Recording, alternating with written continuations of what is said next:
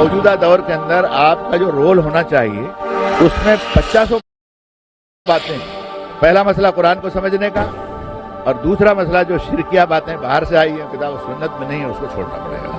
تیسرا یہ کہ تفرقہ آپ کو چھوڑنا پڑے گا. نماز پڑھتا ہے بس وہ ہمارا بھائی ہے، اس سے زیادہ جھگڑے نہیں. یہ تمہارے تفرقوں نے کوئی فائدہ نہیں پہنچایا سوائے اس کے دین کو نقصان.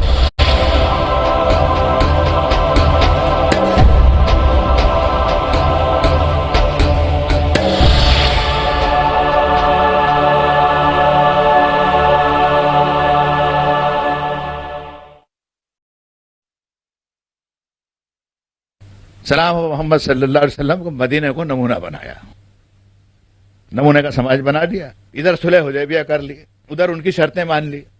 ہمارا آدمی مدینے میں آئے گا اور نمانہ نہیں کرو گے، تمہارے آدمی کو مکہ آنے نہیں دیں گے. تمہارا آدمی ایمان چھوڑ دے گا تو ہم واپس نہیں کریں گے. ہمارا آدمی ایمان لائے گا تم کو واپس کرنا پڑے گا. تمہارا آدمی ہمارے یہاں بزنس نہیں کر سکتے. سب شرطیں ایسی تھی جیسا معلوم تھا کہ رسول اللہ کو شکست ہو گئی. لیکن قرآن نے کہا انا فتحنا لک فتحا مبینا، آنے دیا. اب بھائی ادھر ہے، چھوٹا بڑا ادھر تھا، آیا ہے تو بھائی سے ملے گا نا. اس نے دیکھا کہ شرابی کبابی ایک نمبر کا، اور یہ کیا قرآن پڑھ رہا ہے اور خطوط لکھ رہے ہیں بادشاہوں کو، اور کیا نماز اس کی، کیا رونا دھونا، اور کیا اس کا کاروبار، کیا سچائی. وہ کوئی خالہ کا لڑکا تھا، وہ آ کر کے رہا. اس نے اپنے رشتے داروں کو دیکھا. ایک واقعہ اس میں حدیث شریف کا سناتا ہوں. اچھوں نے ایمان قبول کیا. خالد بن ولید جیسے لڑاکا لوگوں نے بھی اسلام قبول کیا. نمونہ دکھ گیا ان کو کہ بھئی مارا ماری اور کٹائی پٹائی کی فضا جو ہے اس میں ہم نمونہ بتا نہیں سکیں گے اس کو.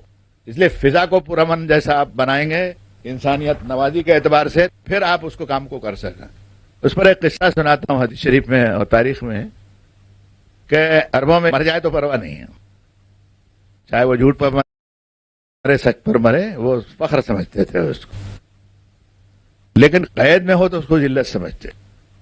تو قریشی جو مارے گئے تھے بدر میں اور اس میں وغیرہ وہ تو برداشت کر لیا انہوں نے، لیکن قیدیوں کو چھڑانے کے ان کے جی میں بڑی تمنا تھی کہ محمد صلی اللہ علیہ وسلم کے پاس ہماری جو قیدی ہیں ان کو وہ واپس کرے گا. حضرت نے تو جو معاملہ کیا تھا وہ اپنی جگہ پر تھا. بہتوں کو تو چھوڑ بھی دیا آپ نے کہ ہمارے آدمیوں کو لکھنا پڑھنا سکھا دو، ہم تم کو اتوں کو چھوڑیں گے. ایسا سب ہے. میں جو چیز بتانا چاہتا ہوں یہ کہ وہ ایک ڈیلیگیشن بھیجنا چاہتے تھے ایک ایسے آدمی کا کہ محمد صلی اللہ علیہ وسلم اس کا خیال رکھیں، یعنی اس کو خالی ہاتھ واپس کس کو لائیں. وہ پورے عرب کے اندر کوئی آدمی ایسا نہیں تھا کہ جس کو وہ بھیج سکے. ایک شخص ایک نوجوان ان کو مل گیا. وہ نوجوان ایک بڑے میاں کا لڑکا تھا، اور یہ بڑے میاں وہ آدمی تھے کہ طائف میں جب رسول اللہ گئے تبلیغ کے لیے تو طائف والوں نے ظلم کیا، حضور کو ستایا. معلوم ہے آپ کو جب حضور صلی اللہ علیہ وسلم پھر مکہ آئے تو سوال یہ ہوا کہ ویزا کون دے گا، اس لیے کہ وہ جو سیٹ تھی آپ کی وہ ختم ہو چکی تھی. اس زمانے کا قبائلی سسٹم کا ویزا یہی تھا کہ ڈاکٹر نائک میری ضمانت لے لیں یا میں ان کی لے لوں. کوئی حضور کی ضمانت لینے کے لیے تیار نہیں تھا. ایک بڑے میاں آئے اور انہوں نے کونسل میں قریش کو کہا کہ میں محمد ابن عبداللہ کی ضمانت لیتا ہوں، ان کی جوابداری لیتا ہوں، ان کی دعوت اپنی جگہ کے اوپر ہے، میں ان کا کفیل ہوں. پھر حضور کو رہنے کے لیے وہ خاموش ہو گئے اور وہاں مکہ آنے دیا. وہ بڑے میاں تو مر گئے. ان کا لڑکا تھا. قریشیوں کی نظر گئی کہ اس کو بھیجا اس لیے کہ اس کے باپ نے رسول اللہ پر احسان کیا، اس لیے رسول اللہ بھی اس کے احسان کو یاد رکھیں گے. سمجھ رہے نا آپ؟ یہ ترتیب ہوئی. اب وہ نوجوان جو ہے وہ کاغذات وغیرہ لے کے نکلا ہوگا، وہ ڈیلیگیشن بھی اس کے ساتھ تھا. اس کا بیان سنیے. وہ کہتا ہے کہ سب سے زیادہ دشمنی مجھے رسول اللہ سے تھی، میں ان کے دین کو ہی قبول نہیں کرتا سر. لیکن اب ڈیلیگیشن کا چیف مجھے بنایا گیا تو میں گیا. اب اس زمانے میں ریلیں بسیں تو تھی نہیں، ہوائی جہاز نہیں تھے، گدھے گھوڑے کھچروں پہ گئے ہوں گے، کئی دنوں پہنچے ہوں گے. ایسے موقع پہ پہنچے کہ مسجد نبوی میں مغرب کی اذان ہو رہی تھی. تو اب کون کس سے ملے گا؟ مسلمان نماز کے ہلچل میں تھے، یہ بھی مسجد کے دروازے پر کھڑے ہو گئے. مسجد وہی چھپر اور گھاس پھوس کی بنی ہوئی تھی. تو وہ کہہ رہا ہے، اس کا بیان ہے کہ میں کھڑا تھا دیکھ رہا تھا ان کو، کتنے اچھے اجلے کپڑے اور دوڑ رہے ہیں، نماز پڑھ رہے ہیں، اور نماز پڑھنا دیکھا، رکوع. اور اس میں پہلی 2 رکعتوں میں رسول اللہ صلی اللہ علیہ وسلم نے سورہ تکویر پڑھی، اذا الشمس کورت واذا النجوم انکدرت، جب سورج لپیٹ لیا جائے گا اور ستارے جھڑ پڑیں گے اور قبریں اکھاڑ دی جائے گی اور مردے نکلنے لگیں گے اور سمندروں میں آگ لگے، کہنے لگا ایسی ٹکٹکی میری بن گئی کہ کیا ہے یہ قرآن ہے جس کی مخالفت ہم برسوں سے کر رہے ہیں۔ سورہ تکویر کے ایک رکوع نے میرے حالات کو بدل دیا۔ میں نے کہا چولہے میں گیا ان کی قریشیوں کی سفارت اور ان کا ڈیلیگیشن، مجھے رسول اللہ سے ملاقات ہوگی تو میں ایمان لے آؤں۔ اسی وقت انہوں نے ایمان قبول کیا۔ تو آپ کی سلطنتیں ایسی ہو کہ یہاں سے لوگ جائیں، یہاں سے لوگ جائیں، کراچی جائیں، لاہور جائیں، وہاں کے مسلمانوں کو اور اسلام کو دیکھیں۔ آپ وہ امت ہوتے ہوئے کسی ایک ملک میں نمونہ نہیں بتا سکتے، اور اس سیکولر ملک میں اگر اسلام کی حکومت کی دعوت دیں گے تو سب کھڑے ہو جائیں گے دوسرے، بولے ہماری بھی مذہبی حکومت تھیوکریسی ہونی چاہیے۔ کیا کر لیں گے آپ؟ سیاسی انقلاب لانے کے لیے موجودہ دور کے اندر آپ اگر پارلیمنٹ کے اور اس کے الیکشن میں کھڑے ہوں گے تو ایمانداری سے آپ الیکشن جیت نہیں سکتے۔ اللہ مجھے معاف کرے، میں نے اس کی پوری وضاحت کر دی، مجھے امید ہے کہ آپ کو تسلی بھی ہوگی، لیکن حالات موجودہ جو ہیں اس میں یہ طریقہ ہمارا کامیاب نہیں ہو سکا ہے۔ یہاں سے کوئی بھائی سوال کرنا چاہیں؟ مولانا محترم، کہ جب آپ اس کو اسلامی کہتے ہیں اور پھر یہ بھی کہتے ہیں کہ کہیں اس کا نمونہ نہیں ہے، تو سوال یہ ہے کہ یہ اسلامی تو نہیں ہے، مسلم قوم کی حکومتیں ہیں۔ اب اس کو اسلام میں تبدیل کرنے کے لیے ہم کو مایوس نہیں ہونا چاہیے؟ جو کچھ بھی ہم کیا کر سکتے ہیں اس کے لیے، اس میں اسلامی انقلاب کے لیے کیا کوشش کی جا سکتی ہے؟ وہاں جو سلطنت کے اوپر بیٹھے ہیں ان کی ذہن سازی کرنی پڑے گی، اور ہم الحمدللہ کر رہے ہیں۔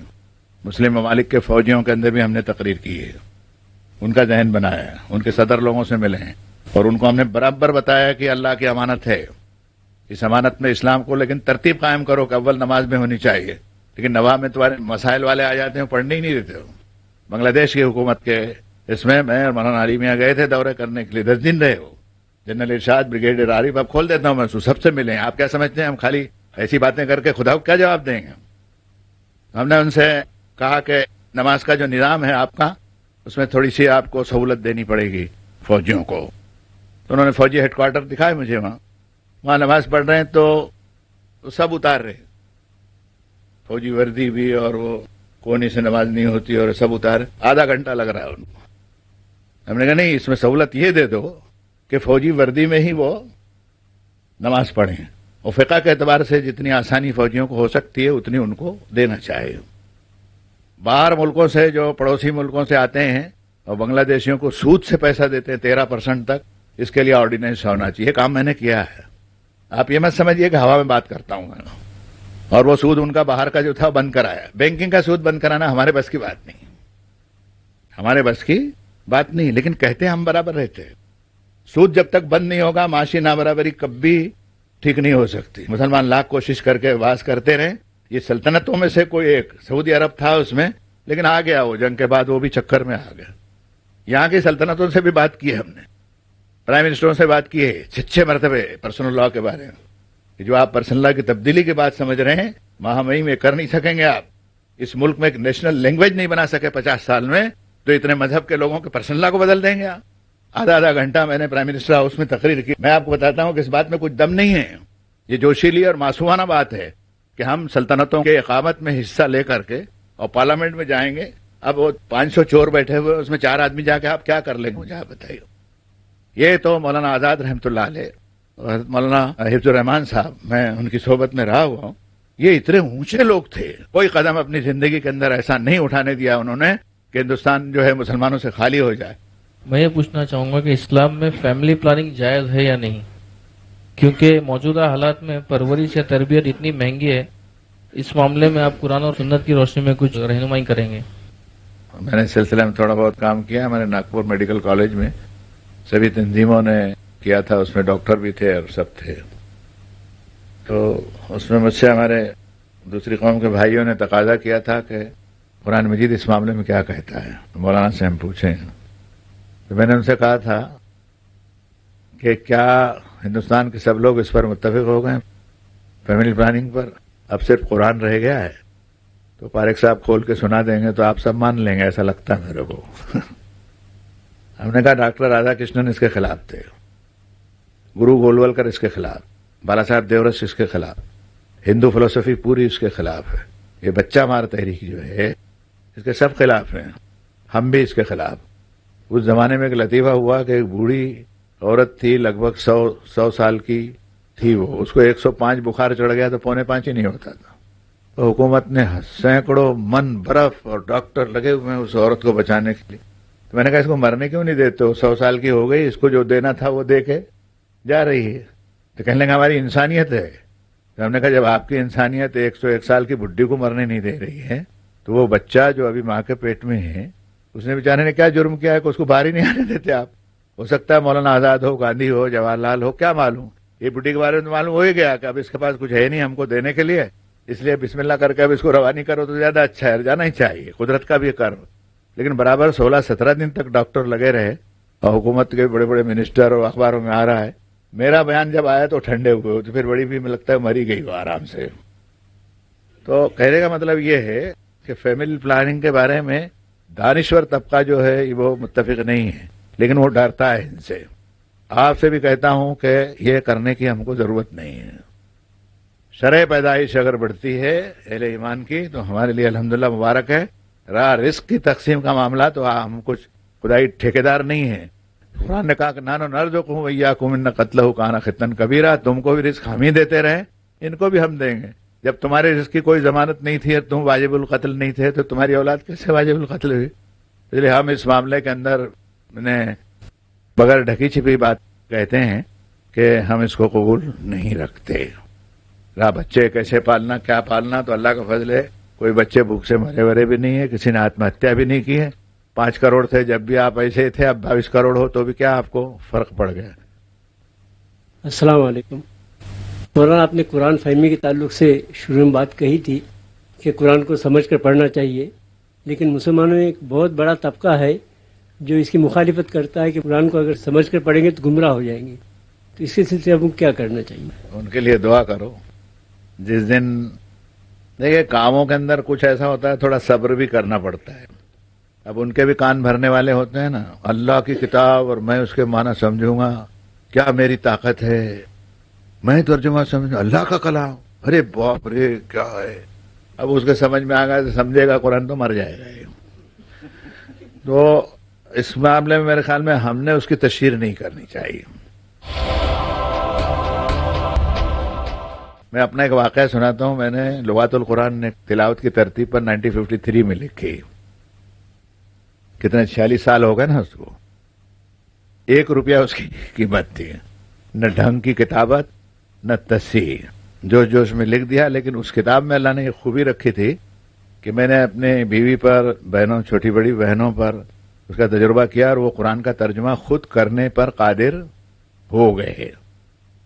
उसके बाद में एडिशन निकलते रहे। तो तजल्ली एक अखबार निकलता था, आमिर उस्मानी रहमतुल्लाह अलैह का, बहुत बड़े आलिम थे। अब मेरी मौत क्या आई कि मैंने उनको 2 किताबें भेज दी तबसरे के लिए, रिव्यू के लिए। उन्होंने चिंदी उड़ा दी मेरी किताबों।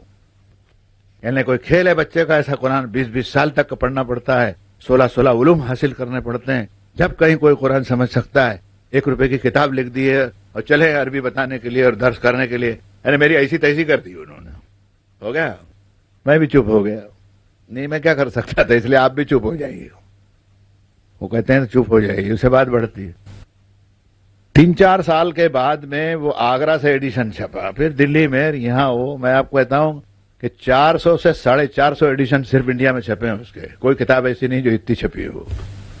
और अब तो कोर्स में भी अल्लाह के फल से दाग, आप भी पढ़ के देखिए कि 15 दिन में आप कुरान के तर्जुमे में कादिर हो जाएंगे। अंग्रेजी में, हिंदी में, गुजराती में भी ज़ेर तरतीब है, तुर्की में भी हो गई हो। इतना अल्लाह ने कबूल फरमाया। लेकिन मैंने सब्र किया उस पर और सुधारते भी गए उसमें कहां कहां गलती है करके। होते होते अब जो किताब छपी है तो अल्लाह के फजल से बहुत ही उम्दा छपी और अल्लाह के फजल से उसकी हिंदी भी हो गई, बंगाली भी हो गई।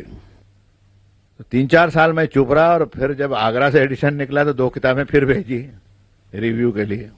देखो अब अल्लाह कैसे मदद करता है। वो वस्बिर वमा सब्रो का इल्ला बिल्लाह है, वही कि भाई थोड़ा सा जी को तो थामो, कि अब यूं नहीं समझ रहा तो क्यों समझे। तबसरा आ गया उस पर तजल्ली में। तो तजल्ली का पर्चा होगा किसी के पास में, बहुत लिखाड़ आदमी थे वो, शायर भी बड़े जबरदस्त और جس کے پیچھے پڑ جائیں اس کی ایسی تیسی کر دیں وہ قلم میں. اب اس کو میں کیا پڑھ سکتا تھا. انہوں نے ریویو لکھا کہ صاحب 3 سال پہلے کتاب پارک صاحب نے بھیجی تھی تو میں نے اس کی ایسی تیسی کر دی تھی, چندی اڑائے. لیکن بڑا عجیب واقعہ ہوا کہ میرے 2 بھتیجے دیوبند میں پڑھنے کے لیے گئے اور وہاں سے عالم کا کورس پاس کر کے آئے تو ترجمے پر قادر نہیں تھے. وہ یہ کتاب ہمارے گھر میں پڑی ہوئی تھی اور لڑکوں کے ہاتھ میں آ گئی. انہوں نے پڑھ کے جب قادر ہوئے ترجمے پر تو مجھے بڑا تعجب ہوا کہ تو قرآن شریف کا ترجمہ کیسے کر لیتا ہے. یعنی عربی کو پیچیدہ زبان بنا دیا گیا ہے کہ اس کو سیکھنا معلوم ہوتا کیا کوئی قیامت آ جائے گی کیا ہو. کہنے لگا اب میں قائل ہوں اس کا اور میں ہر کس و ناقص کو کہتا ہوں اس کتاب کو پڑھے. تو میں نے اللہ کا شکر ادا کیا. تو اس وقت ان کی مخالفت سے بھی میرے دل پر کوئی برا اثر نہیں تھا. اور اب جو تعریف کی کہ ان کے 2 بھتیجے جو ہیں عالم ہوتے ہوئے میری کتاب پڑھ کے اگر قادر ہو گئے تو میرے لیے اللہ کے شکر کی بات. تو میں کہتا ہوں کہ ایسا جو کہہ رہے ہیں اس میں تھوڑا سا آپ صبر کیجئے اور آپ قرآن مجید کے معنی کی اشاعت کے لیے کام چالو رکھیے. اچھا دیکھ لیجئے IRF والوں کی محنت ہے, کچھ ہماری ہے, دوسروں کی ہے, پڑوسی ملک میں ہے, جگہ جگہ ہو رہی. زیران اور مسقط اور سعودی عربیہ اور کراچی اور لاہور سب جگہ درس قرآن ہوتا. جہاں ایک درس نہیں ہوتا تھا وہاں 57 درس ہوتے ہیں. 57 مسجدوں کے اندر. کہیں بدھ کو ہو رہا ہے, کہیں جمعرات کو ہو رہا ہے. یہ سب کیا ہے؟ وہ ہو رہا ہے کام. اس لیے ایسے لوگوں کو چھوڑ دیجئے, نہیں پڑھتے تو مت پڑھیے. ایک صاحب آئے کہنے لگے سب ترجمے غلط ہیں, کوئی ترجمہ صحیح نہیں ہے, کون سا پڑھیں گے؟ مجھے معلوم تھا کون. ان کا عثمانی صاحب کیسے آدمی, انہوں نے بہت اچھے, ان کا انہی کا پڑھی, اس لیے کہ ان کے گرو تھے. وہ اپنے گرو کا ہی پڑھ لو نا, گرو تھوڑی جھوٹا ہو.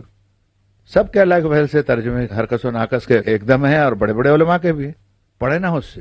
اور کوئی نہیں پڑھنا ہے تو چھوڑ دیجئے, پھر اللہ کے یہاں دیتے بیٹھے گا جواب. ہو ہم اپنا معاملہ اللہ کے ساتھ ٹھیک کر دیں.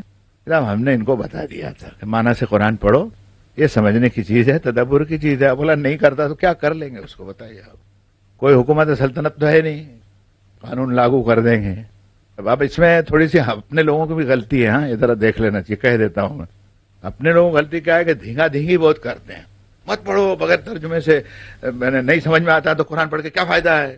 ایک صاحب کو دیکھا میں نے خوب چلانا شروع کر دیا, کیا فائدہ ہے ایسا قرآن پڑھنے. میں نے یار ایسا مت کہو, فائدہ کیوں نہیں ہے؟ اللہ کا کلام پڑھے گا فائدہ نہیں ہے. اب اس کو نہیں آتا ترجمہ پڑھنا, وہ زبان نہیں جانتا, یا اس زبان میں آپ نے ترجمہ نہیں کیا. جیسے تبتی اور یہ جو نیپالی زبان ہے اس میں ترجمہ نہیں ہو سکے. میں نے کوشش کی لیکن میں کامیاب نہیں ہوا. ابھی ایک ندوی عالم ملے ہیں وہاں تبت کے ہیں وہ, اور اگر وہ کچھ کر سکیں تو مجھے امید نہیں, کر ڈالیں, لیکن کام ہم نے شروع کیا, کامیاب اس میں نہیں ہوئے. اب ایک تبتی عورت ہے یا مرد ہے, وہ عربی میں قرآن پڑھ رہا ہے اور ترجمہ نہیں پڑھ رہا تو دوزخ میں تھوڑی چلے جائے گا. مجبور ہے وہ اس زبان میں ترجمہ نہیں. ترجمہ پڑھنے کے لیے ہم صرف اس لیے کہتے ہیں کہ اس کے معنی کو وہ سمجھے اور اپنی بھول کو وہ تلاش کر لے.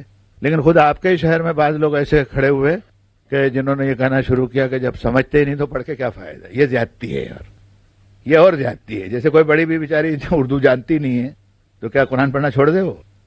یہ ہمارے طبقے نے زیادتی کی, ہمارے آدمیوں نے, خود میرے آدمیوں نے بات کیا تو ڈانٹا میں نے ان کو, ان کا خبردار ایسی بات کہی. اچھا لاہور میں کیا ہوا, ہمارے آدمی تھے, کام کرتے کرتے شیطان نے بہکا دیا. شیطان بھی بڑا ہوشیار ہے, اس کو بھی ذرا سمجھیے کہ لاقد لهم صراطک المستقیم. ایسی نماز پڑھ کے کیا فائدہ ہے جس کے معنی نہ معلوم ہو. تحریک چلائی, انہوں نے اردو میں نماز پڑھنا شروع کیا. اب مراٹھی میں پڑھ رہا ہے, سندھی میں ایسے ہی ہوگا نا. میرا سفر ہوا اس زمانے پاکستان کا, اور میں نے ان کو روکا. اس میں بعض آدمی ہمارے کہنے کا مولانا اب نماز میں سمجھ میں نہیں آتا. اب جیسے گجراتی ہے یا ہندی ہے, مراٹھی ہے, تو وہ پڑھے گا سب تعریفیں اللہ کے لیے جو رب العالمین ہے, اور دوسرا پیچھے پڑا اس کو معلوم ہی نہیں, تو اسلام کی وحدت ٹوٹ جائے گا. اس لیے ہمارے آدمیوں نے بھی کچھ غلطیاں کی ہے جس کے بنا پر ان کو ڈانٹنے کی ضرورت ہے کہ جس کو عربی نہیں آتی ہے, ترجمہ نہیں پڑھ سکتا ہے یا پڑھ سکتا ہے, ان سبوں کو صرف عربی میں نماز پڑھنا ہے. بلکہ مجھے اسٹیٹمنٹ دینے پڑے کراچی اور لاہور میں کہ غلط کام کر رہے ہیں, ہماری تائید ان کو بالکل حاصل نہیں. اس لیے کہ اللہ کا فضل ہے, کتنی بڑی رحمت ہے کہ آپ جرمنی میں جائیے, آپ فرانس میں جائیے, جہاں بھی مسجد میں جائیں گے عربی میں نماز ہوتی ہے. آپ کو کوئی تکلیف ہوتی ہے؟ لیکن فرانسیسی میں نماز پڑھنے لگ جاوے تو آپ پڑھ نہیں سکیں گے. جیسے مراٹھواڑا میں سرو استھتی آلہ ہے, جیسے سرو سنسارچا سوامی ہے, تو آپ بولیں گے بابا کائے منون رائلہ ہے, مالا تمہیت نہیں گئے. یہ ہم لوگوں نے بھی غلطی کی یار. ہم کو ہماری غلطی نہیں دکھتی, ان کی دکھتی, اور ان کو ان کی نہیں دکھتی. تو ہم سب مل کے اللہ سے دعا کریں کہ اللہ ہمارے اشیاء کما ہے, اللہ جو چیزیں ہیں وہ میری آنکھ میں دکھا. اور حدیث میں یہ بھی ہے کہ نعوذ باللہ من شرور انفسنا ومن سیئات اعمالنا, ہمارے نفس کی شرارت سے ہم کو بچا.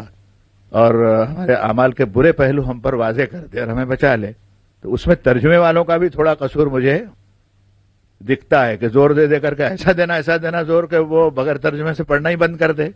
کیا فائدہ ہوگا ہمارا؟ نقصان ہوگا، اس کا بھی نقصان ہوگا، ہمارے بھی. بہنوں کی طرف سے آخری سوال. السلام علیکم مولانا صاحب. آپ کی گفتگو کے آغاز میں آپ نے کہا تھا کہ ہم لوگ تو باہر سے آئے ہوئے ہیں، یعنی مسلمان اس ہندوستان میں باہر سے آئے ہوئے ہیں. اس طرح تو اس ہندوستان کا کوئی بھی نہیں ہے، آرینز بھی باہر سے ہی آئے ہوئے تھے. تو کیا آپ اسے کلیریفائی کر سکتے ہیں؟ ہمیں کیا ضرورت ہے بہن اس کی؟ باہر سے آئے کہ ہم تو سوا نلا کے ففی والباد. بیت اللہ شریف میں بھی آنے والا، باہر سے بھی آنے والا اور اندر کے سب برابر ہیں. تو یہ تھیوری ہماری نہیں ہے. لیکن اب ہمارے مخالف کہتے ہیں کہ باہر سے آئے. تو آپ نے جو کہا وہ بات بھی صحیح ہے کہ بعض یہاں جو سیٹ بن گئے آ کر کے وہ بھی باہر سے آئے ہوئے ہیں. تو اس کے لیے ابھی لٹریچر تیار ہونے، لوگ لکھنے شروع ہو گئے، قلم چلنے شروع ہو گئے. ہم کو اس میں زیادہ بولنے کی ضرورت نہیں ہے. رہا سوال یہ کہ دعوت اگر کہیں سے باہر سے آئی ہو تو اس ملک کے دانشوروں نے بھی ہمیشہ یہ کہا ہے، اور میں نے اپنے غیر مسلم چاہنے والوں کو جواب بھی دیا ہے کہ خود گاندھی جی بھی کہا کرتے تھے کہ ہم کو کھڑکیاں کھلی رکھنی چاہیے، باہر کی ہوا بھی ہمارے گھر میں آنی چاہیے، اور باہر سے کوئی ستیہ بھی آئے گا تو ہم اس کو قبول کریں گے. یہ اس ملک کی دھری رہی ہے. تو اس کو مسئلہ بنا کر کے اگر ہم اس کے پیچھے پڑ جائیں گے تو پھر ہمارے 10-5 سال اس میں نکل جائیں گے. اس لیے ایسے مسئلے کو ان لوگوں پر چھوڑ دے جو لکھ رہے ہیں. چنانچہ انگریزی میں بہت کچھ یہ لوگ لکھتے ہیں، مدراس والے بھی، شیڈول کاسٹ والے بھی لکھتے ہیں. بہت سی تنظیمیں ایسی ان کے خیالات سے جو مخالف ہیں اٹھ گئی ہے. وہ لٹریچر میں بھی پڑھتا ہوں اور آپ بھی پڑھ رہی ہیں. میرے خیال میں ہم نے اس میں ہاتھ نہیں ڈالنا چاہیے. لائبریری سے کوئی سوال ہے کسی بھائی کا؟ جی ہاں، ایک چھوٹی سی گزارش ہے مولانا پارک صاحب سے کہ مولانا صاحب پورا سر شخصیت ہیں جو کرشن کانت وغیرہ اونچی چوٹی لوگوں کو جانتے ہیں. ہماری گزارش یہ ہے کہ اس ملک کے اندر کم از کم جمعہ کے دن آدھے گھنٹے کے لیے ایک درس قرآن ہو. سارے ہمارے براڈ کاسٹنگ آل انڈیا ریڈیو وغیرہ سے ٹیلی ویژن کے اوپر، جس کے ایک 10 منٹ شاید تلاوت قرآن، اس کا ترجمہ، پھر اس کے ساتھ کچھ احادیث ہوگی. تو شاید اس کو گورنمنٹ قبول بھی کرے گی، تاکہ یہ سارے کیونکہ قرآن شریف ساری قوموں کے لیے ایک راستہ بن کے ان کی رہبری کر سکتا ہے.